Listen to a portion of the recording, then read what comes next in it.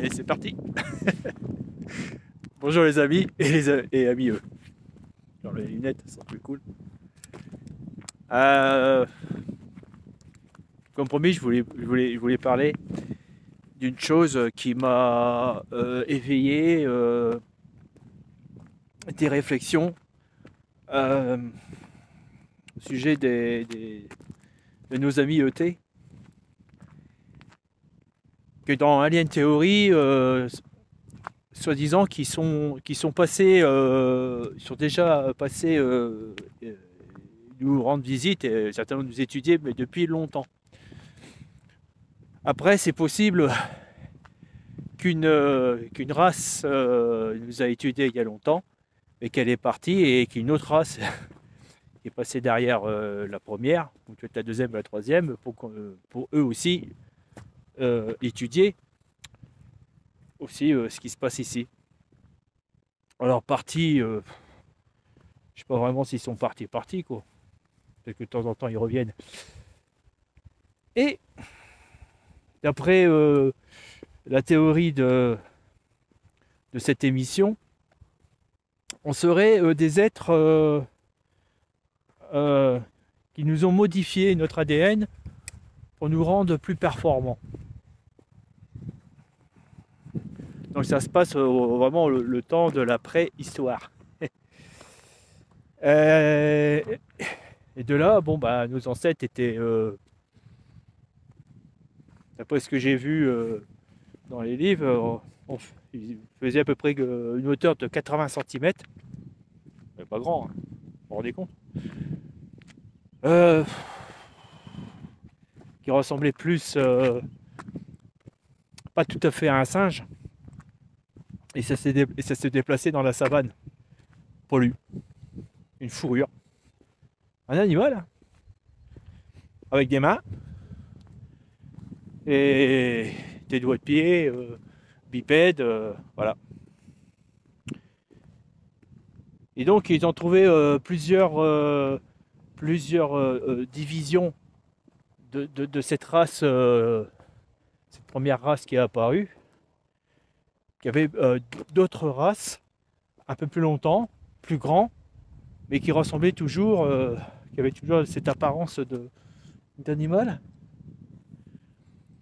Et après, ça commençait à s'améliorer, en quelque sorte. Le cerveau s'est développé. Donc ils ont comparé les crânes et d'un seul coup, bim, le crâne de notre génération, Homo sapiens, c'est ça, et néandertaliens aussi. À l'époque, si je me rappelle, il disait que donc les néandertaliens, j'ai du mal à le dire, enfin c'est cette race-là qui était en Europe, qui vivait très bien dans le froid, auprès des mammouths, c'était bon l'âge glaciaire, avait disparu. Ouais, apparemment ils se sont trompés. Ils n'ont pas disparu. Ils ont fusionné avec l'Homo sapiens. Et c'est pour ça qu'on a un visage assez carré, nous les Européens, et les Asiatiques sont différents. Bon, pas tout à fait. Donc ils ont prélevé l'ADN dans notre sang et ils ont retrouvé de l'ADN dans leurs fouilles. Ils ont comparé et dit ah non, on s'est mélangé. Alors, il y a un truc qui cloche dans notre race. Ça, je l'ai toujours dit. Comment ça se fait que tout animal sur cette terre sont tous dotés de fourrure, hein, une peau, un cuir assez solide. Toute épreuve de coups. D'ailleurs, quand on abat une vache, on fait du cuir avec. Vous voyez le cuir que ça donne, l'épaisseur de la peau. Et nous, non. Déjà, ça m'a semblé bizarre. Ça. On est vraiment... dans tous les animaux sur cette terre, on est vraiment original. Bah, sauf que si les ET nous ont modifiés, et ils se sont dit qu'on va les rendre intelligents, puis c'est pas la peine de demander au corps de fabriquer du poil. en tant qu'il garde l'énergie du corps, ouais, il faut économiser l'énergie. Parce que oui, le corps, il économise toujours de l'énergie. Vous savez que très bien qu'il gère. Hein, pour éviter qu'on tombe à court d'énergie, boum, on s'étale par terre. Et bonne nuit. Donc ils ont dit, bon, on va supprimer les poils, de toute façon, il va être très intelligent, et puis il va faire des manteaux de fourrure pris sur des animaux qu'ils ont tués pour manger. Voilà. Bon, c'est une hypothèse. On aura peut-être la preuve le jour qu'ils vont nous le dire. Pourquoi ils vont nous le dire? Je pense que si nous nous ont visités depuis longtemps ici, et qu'ils ont fait des prélèvements, ils ont filmé, un jour, si on prend contact avec eux, on va dire, bah vous savez, vous étiez là autant de Jeanne d'Arc quand il y a eu la grande bataille avec les Anglais. On va dire, bah, évidemment. Ah bon? Vous avez filmé? Ah mais on a une grande bibliothèque, une vidéothèque. Tout est dedans. Vous voulez le voir? Venez. Alors, telle cassette, telle année, tel mois, tel jour. Enfin, je dis cassette, certainement c'est autre chose qu'une cassette. Donc ils ont une vidéothèque très énorme et ils ont tout enregistré. Vous savez les petits drones que je vous ai parlé là, les petites boules là, qui passent au-dessus là, que je dis qu'ils ont dû en mettre un réseau autour de la Terre. Bah, les petites boules, peut-être qu'il y a longtemps qu'ils étaient déjà là. Hein, il y aurait peut-être eu une petite évolution. Hein, Jeanne d'Arc, bon, il n'y a pas longtemps, hein, moins de 1000 ans, hein, déjà. Ouais, c'est ça.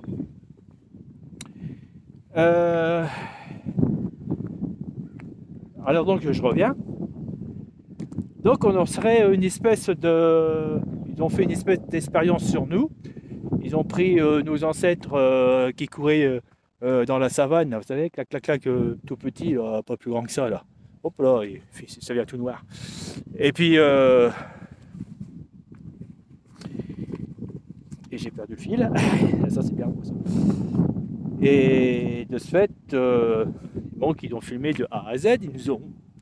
Ah oui, ils ont fait des expériences en prenant nos ancêtres poilus qu'ils ont modifiés pour les rendre plus performants.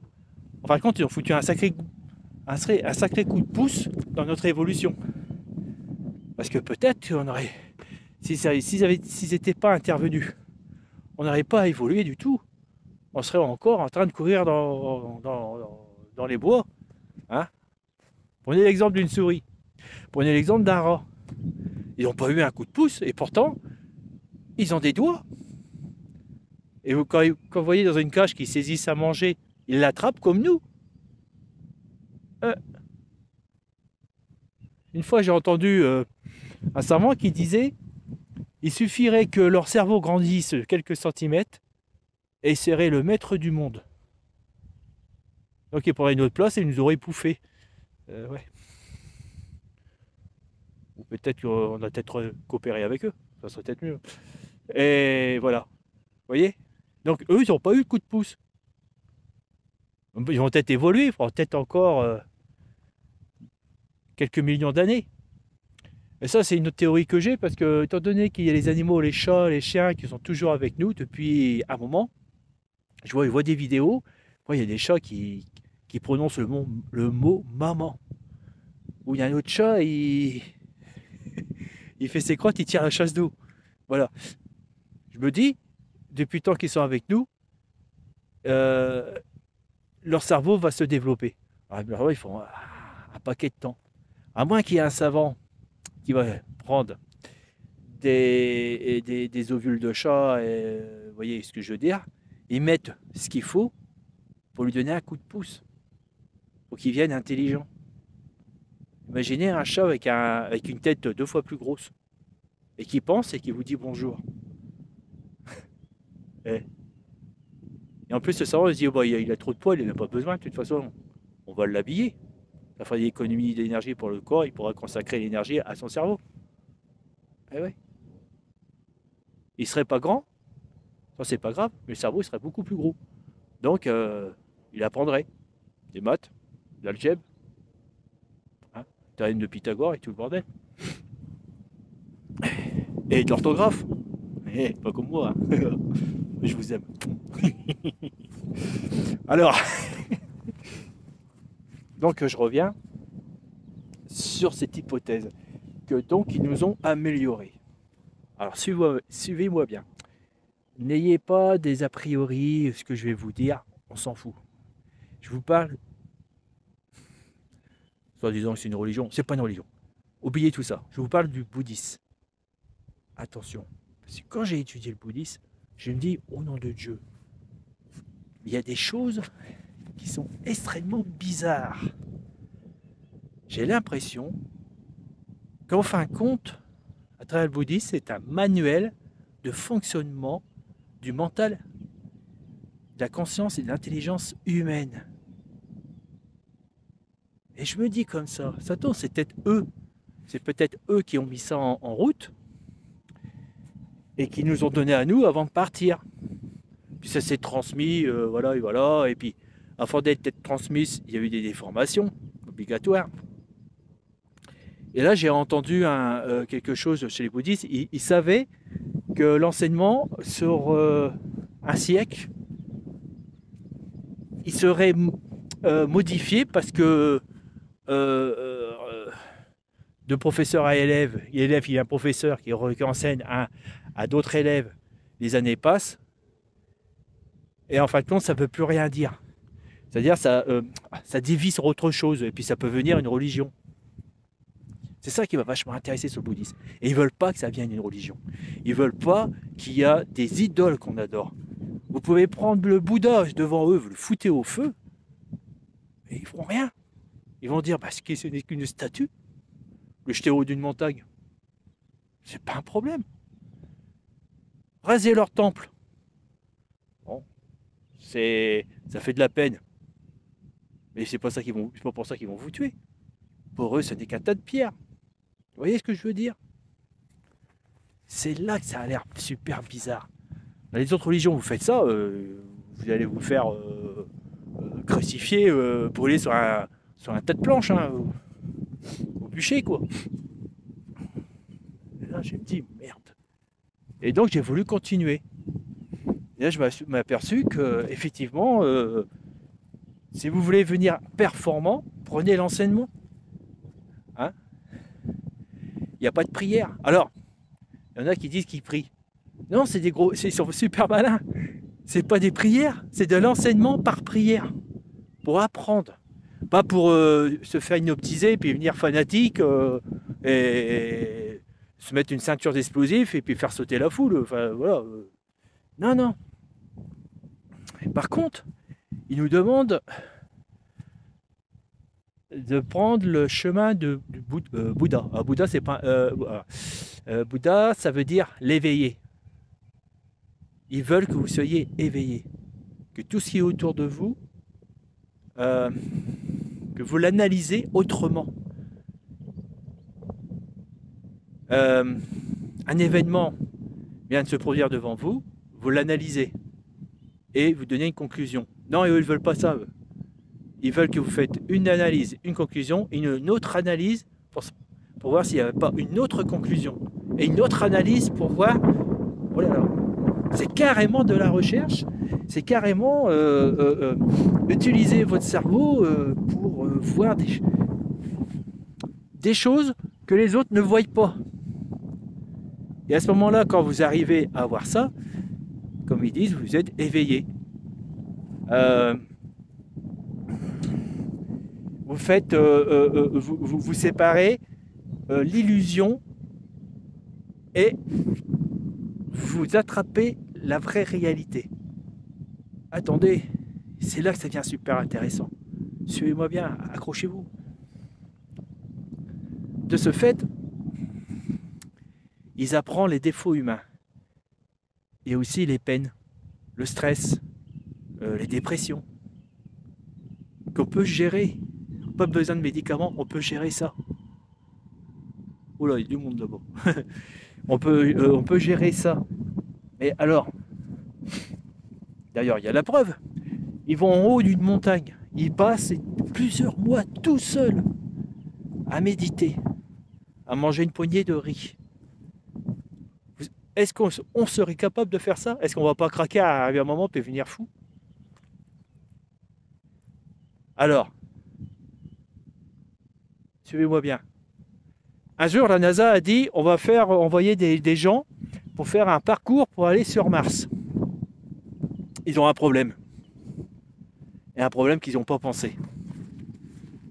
La psychologie des astronautes entre eux. Ah oui, merde, on voit plus rien. Voilà. Ouais, il est couché de soleil. Hein. C'est joli. Hein.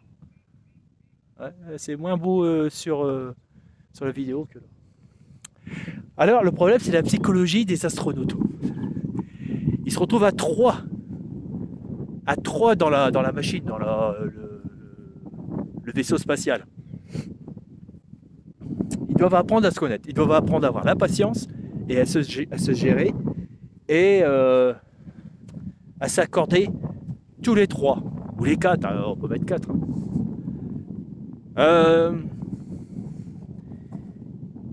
Pas d'horizon, pas de lever de soleil, rien, ça ne passe à rien, toujours la même. Leur vaisseau spatial, il avance, mais ils regardent et c'est toujours les mêmes étoiles, ils ont l'impression que ça n'avance pas du tout. Peut-être qu'ils regardent, bah oui, on voit plus la planète Terre, ça fait un moment. Mais après, ils sont dans le vide. Les heures qui passent, ça commence déjà, par les semaines qui passent. Et là, on se rend compte qu'il y a, il y a un mois. Après des semaines, ça vient des jours. Ça vient des heures. Des minutes. Ils pètent des câbles. Quand on voit dans les films, ils s'entretuent. Il devient complètement fou. Comment on pourrait faire pour éliminer ça, pour qu'on puisse faire le voyage et être calme et attentif et humble. Et bah oui, l'enseignement du bouddhisme. C'est de pire en pire. On va tourner, on va dans l'autre sens. Non, c'est pas mieux. L'enseignement du bouddhisme. Parce que il nous apprend à chasser et à connaître, non pas à chasser, à gérer, à connaître et gérer nos émotions. À tel point, ça vous pouvez voir facilement sur YouTube, quand vous les voyez, un lama qui a passé je ne sais pas combien de temps, ça lui fait 5-6 ans, même 10 ans, à faire de méditation. Rien n'impressionne. À tel point qu'ils n'ont plus peur de la mort. Ils n'ont pas peur de la solitude. Vous voyez comment ils sont? Vous le mettez dans un vaisseau spatial, puisqu'ils sont capables d'aller dans une grotte pendant 5 ans. J'ai entendu, ouais, il y en a, je sais pas si c'est 5 ans, mais c'est de me rappeler, ouais, je crois que 3 à 5 ans, ouais. Dans le vaisseau spatial pendant 5 ans, il n'y a pas de problème. Puis ils arrivent à destination sans problème. Pas de haine, ni de jalousie. Ce qui veut dire, donc l'impression, attends, je vais mettre là, voilà. Donc l'impression que, en fin de compte, le bouddhisme, j'ai l'impression qu'ils nous ont laissé le manuel aux hommes.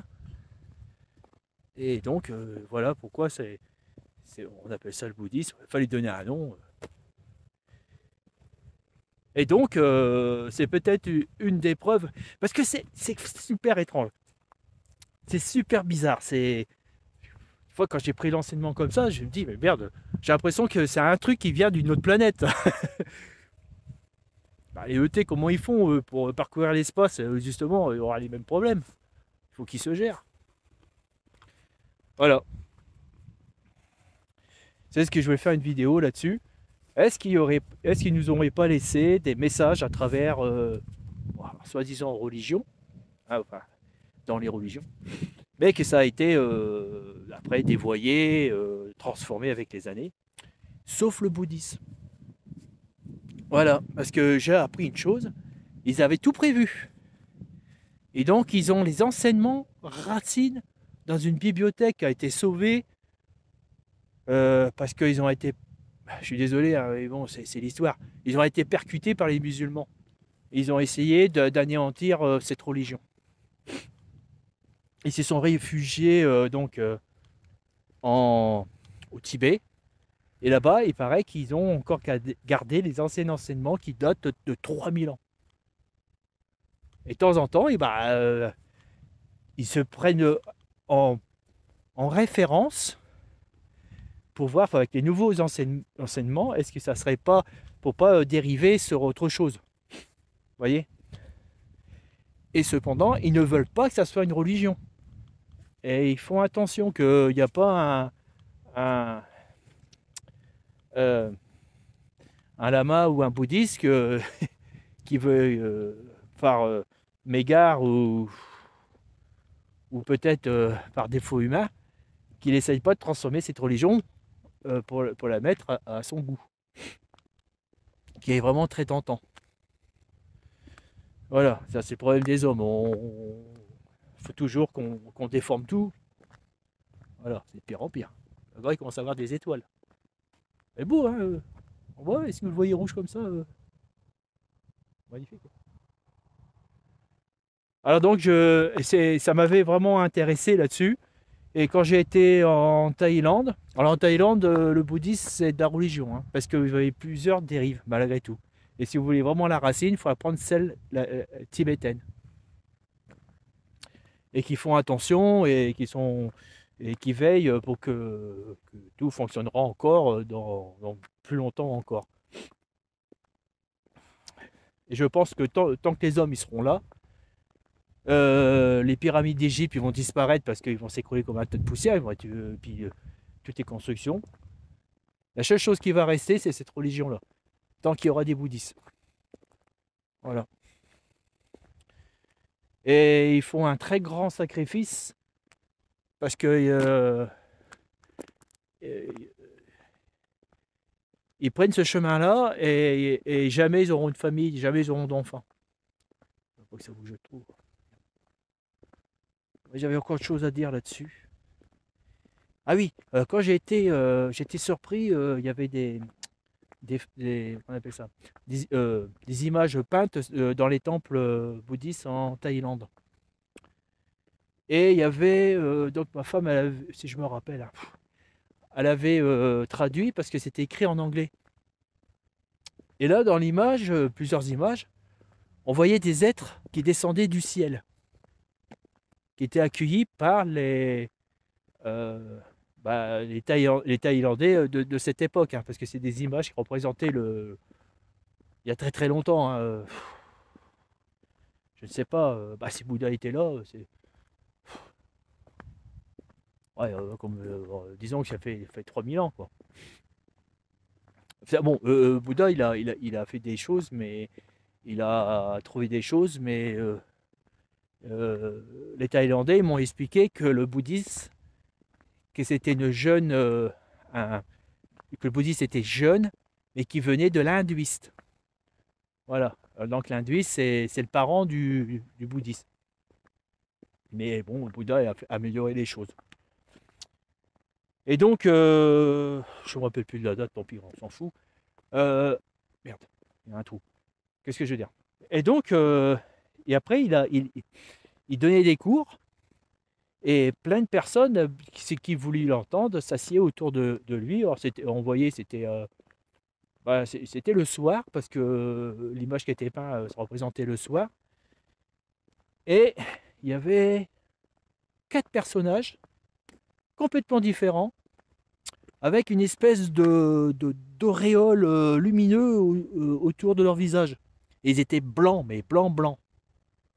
Les autres bronzés, c'est parce que la peau des Thaïlandais, vous savez, ça fait, ils sont enfin bronzés, quoi, je veux dire. Pas noirs, mais bronzés. Mais là, j'ai dit merde. Et en regardant on dirait que c'était un casque de protection. Oh merde, j'ai halluciné. Alors j'ai fait des photos. Euh, J'en ai parlé à ma femme, elle m'a dit que tu devrais faire des montages, tout ça et tout. J'ai pas le temps. Je ferais bien, mais j'ai pas le temps. Peut-être un jour, si vous le demandez, si un jour j'ai plus d'abonnés, je dirais ouais, ok, ça vaut le coup. Ah oui, je travaille. Et c'est vrai, quand il y a youtubeurs, il dit que c'est beaucoup de boulot pour faire ça. C'est vrai, c'est beaucoup de travail, hein, c'est beaucoup de temps à passer, hein. Et donc, bah là, je dis, donc il écoutait son enseignement, quoi. Alors, donc c'est peut-être une autre civilisation extraterrestre qui sont venus écouter cet enseignement parce que, à travers cet enseignement, ils savent que c'est ce qui vient d'une autre civilisation extraterrestre qui a manipulé et transformé pour fabriquer des humains et qui l'ont laissé sur Terre. Peut-être qu'ils en ont embarqué quelques-uns avec eux, hein, certainement. D'ailleurs, si un jour on voyage à travers l'espace, là, vous voyez toutes ces étoiles, vous ne les voyez pas. Je serais peut-être pas surpris de tomber sur une planète qui rit des humains qui viendraient d'ici, mais qui ont prélevé d'ici ou dans l'expérience, ils ont embarqué des échantillons. Il y a de ça, il y a 400 000 ans ou 500 000 ans. Puis quand vous voyez sur Alien Theory les temples, où il y a un temple célèbre au Mexique, où les pierres ils sont taillées, on dirait qu'ils sont taillés au laser, tellement qu'ils sont hyper. Ils ont des angles super tranchants, des angles à 90 degrés. Dire, mais comment ils ont pu faire ça et si je me rappelle, j'avais vu ça aussi sur une vidéo. Et c'est une femme russe qui faisait des fouilles. Et elle a fait la datation des plans, elle a fait la datation des temples au Mexique. Je me rappelle plus du nom, hein. Et il a 300 000 ans. Ah, là, il y a un problème, hein, 300 000 ans. Bon, on m'avait dit que les hommes préhistoriques, il y a 25 000 ans, qu'ils avaient l'apparence d'Homo sapiens. Donc, quand on voit ces temples-là, bah, moi j'ai l'impression ils sont arrivés ici, ils ont construit des. Bah, c'est pas des temples, quoi. C'est, en fin de compte, ils ont fait des constructions pour installer leur laboratoire. Et après, ils ont manipulé les génomes des préhistoriques pour les transformer comme on est, quoi. Où ça vient rouge. Voilà. Donc, je souligne vraiment ces enseignements bouddhistes et je vous invite à lire pour que vous voyez qu'en fin de compte, c'est trop bizarre. On dirait que c'est un manuel pour savoir comment on doit utiliser notre cerveau, notre mental, nos réactions, nos sentiments, et aussi éviter les illusions et puis pas se faire piéger par nos sentiments pour avoir après, on ne sait jamais, une attitude de suicidaire, quoi. Parce que apparemment, le manuel il a été perdu depuis longtemps. Donc là, par le bouddhisme, vous pouvez reprendre le manuel. Parce que tous les enfants qui naissent actuellement, même nous, vous vous rappelez, bah, l'éducation, c'était nos parents. Et si on n'avait pas de parents, faut qu'on se débrouille nous-mêmes. Bah, on ne peut pas savoir parce qu'on ne sait pas comment on fonctionne. Donc il faut qu'on l'apprenne. Mais on va apprendre une petite partie. Mais grâce au bouddhisme, vous apprenez tout ça. Carrément. Et même les enseignements peuvent servir en plus à avoir une très bonne mémoire, à bien étudier dans des études d'universitaires, école, universitaire, collège, lycée. Et c'est du gagnant-gagnant. On peut prendre les enseignements bouddhistes sans devenir bouddhiste. C'est tout à fait réalisable. Et même il vous aide, hein, carrément, il vous aide. Il n'y a pas de problème. Voilà, il n'y a pas une histoire, vous n'êtes pas obligé de vous faire bénir ceci, cela. C'est gratuit, ils le font parce que c'est un devoir dans le bouddhisme d'aider tous les êtres vivants sur cette planète. C'est quand même à part. Moi, c'est ce qui m'a choqué. Je dis, c'est à part, c'est bizarre. Alors attention. Oh oui, attention. Et il y a quand même pas mal d'escrocs qui utilisent les enseignements bouddhistes pour faire du pognon. Alors moi, j'ai participé au enseignement bouddhiste. Ils ne réclament pas d'argent. Par contre, ils mettent une caisse en carton avec une fente. Là, vous mettez ce que vous voulez. Et si vous mettez rien, il ne vous regardera pas drôle. Il n'a pas le droit. Il doit respecter la liberté de tout le monde. Parce que de toute façon, sa mission, c'est d'aider tous les êtres vivants pour de s'améliorer et pour qu'il y ait moins de souffrance. Le bonheur, ça c'est le problème, c'est que le bonheur il peut être très mal interprété, la souffrance peut être très mal interprétée. Voilà. Quand vous prenez une voiture, mais avant ça, vous passez le permis de conduire. Et pour bien utiliser la voiture, d'accord? Vous passez pas le permis de conduire, vous utilisez la voiture. Vous passez les vitesses n'importe comment, vous débrayez n'importe comment, vous freinez, donnez des coups de volant, vous prenez le virage très rapidement à faire crisser les pneus. Et ben, votre voiture ne va pas vieillir longtemps. Hein. Ben, nous, c'est pareil. Et c'est pour ça que dans l'enseignement bouddhiste, c'est pour aussi prolonger la vie. Parce que trop de stress, ça raccourcit la vie. Ça, c'est prouvé. Voilà.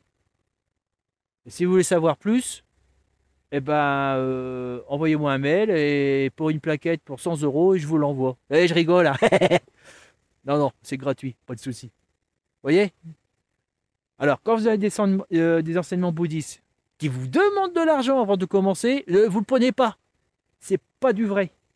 À part que s'ils expliquent pour payer la salle. Puis peut-être une petite partie. Mais, je suis d'accord. Mais c'est pas 25 euros. Hein. Si on est 50 personnes, qu'on donne 10 euros, ça fait 500 euros. Une salle, vous faites le calcul rapide, ouais, c'est à peu près, voilà. Bon, après, si ça lui paye le ticket de train, bon, d'accord.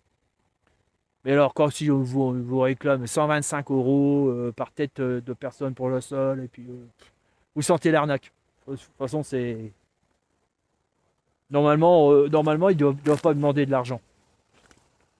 Le problème, c'est vrai qu'il faut de l'argent pour lui parce que ce sont des gens qui étudient, mais ils n'ont pas de salaire. Hein. Il y en a dans le Périgord, il y a des temples. Mais si vous ne voulez pas payer, et ils vont pas vous gronder. Déjà, c'est un bon signe. C'est que c'est bon. Moi, c'est ce que je faisais. Je faisais mine de ne pas payer. Il y avait la caisse avec la fente. Je dis non, non, j'y allais pas. Puis j'attendais la réaction. Puis il n'y avait pas de réaction. Et puis, gentil comme tout, asseyez-vous. Et après qu'il a fait l'enseignement, je me suis dit, bon, ok, c'est la bonne personne.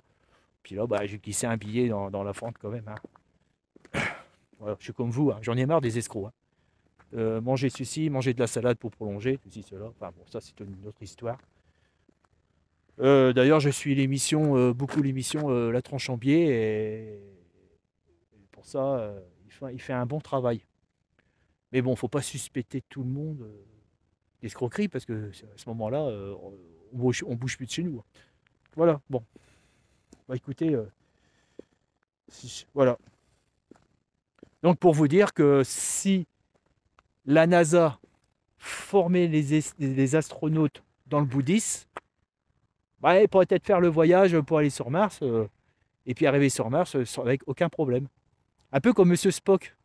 Ça, c'est une référence dans Star Trek. Parce que quand vous regardez comment il réagit, Monsieur Spock, bah, vous pouvez dire que c'est un bouddhiste, hein, quelque part. Ouais.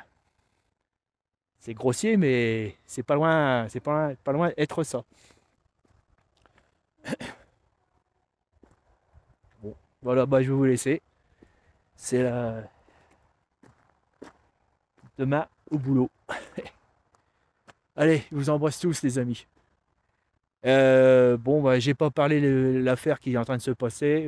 Faut qu'on se vide la tête. Voilà. J'espère que j'ai été agréable. J'ai fait mon maximum. Allez. À bientôt, les amis, et à mieux. Québécois, Canadiens, et tous les pays francophones.